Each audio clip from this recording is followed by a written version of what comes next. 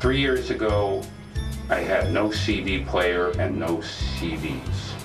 And I decided that it was time to stop holding out. I don't know why I'm keeping my eye closed, if you can see it.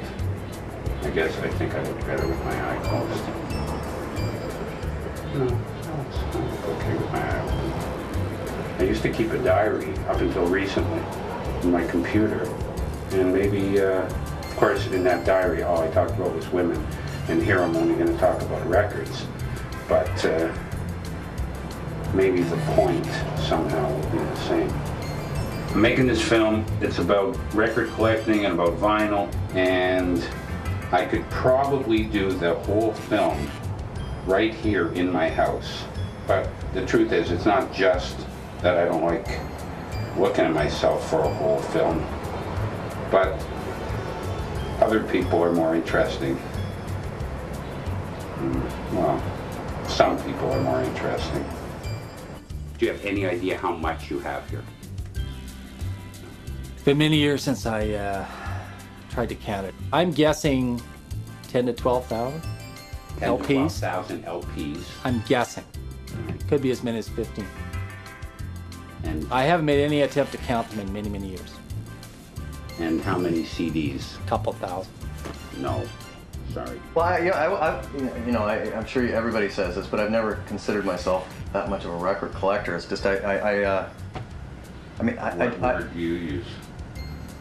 No, because just someone who happens to have accumulated a lot of records. For a while, I went on a real James Brown binge. I mean, I've got a lot of James Brown albums, and like what's a lot? Oh, well, it might not be a lot for some people. I remember. All right, I'm sure it'll be a lot. I think just on vinyl, I think I've got it was 65. I'd say that's a lot. One thing that sort of keeps me optimistic is there is so much. There is so many records. The obscurity is infinite, and it's huge, and it just goes on in every direction. Start off with the position, well, I'm not a collector, I'm an accumulator. Then you admit they have 65 James Brown albums, then you admit they have 60 Miles Davis albums. If we scratch... Well, doesn't everybody have 60 Miles Davis albums? If you scratch below the surface, you probably have 30 Coltrane records. Yeah, I do. And, but you know that, because everybody has 30. No, yeah, in this sort of bongo world. Organ and bongos, like where does it go? Go with organs or bongos? Exactly, which is like two very, just like that's all organs, and that's like bongo half, like down there.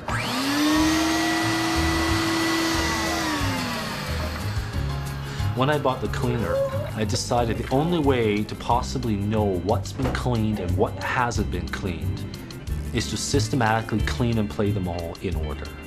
Right. That's what I did.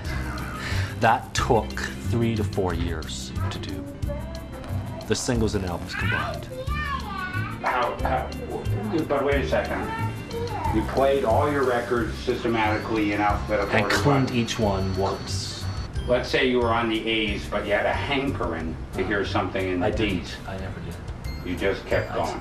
I stayed true.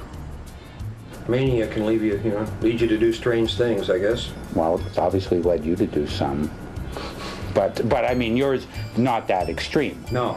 Yours are more gently constant. Yeah, well, I think so. I think there are freaks out there who are freakier than I am. Let's put it that way. Yeah, well, that's what all the freaks say. Good answer. Charlie and I met in a record store, just as friends. First you were just friends, but now... Yes, and now we're just friends. Oh, okay. Yeah, we're still friends. Well, no, it was a romantic story. I thought it had an ending that was even more romantic, but no, it just... It's just we've married our record collections, and that's as far as it goes. Right. Easy, big guy. He had this wall, and I just... Okay, so you lived here already? Yeah, I own this house. Did you decide to live together because you thought it would be a good situation for records? No, nothing to do with the records at all.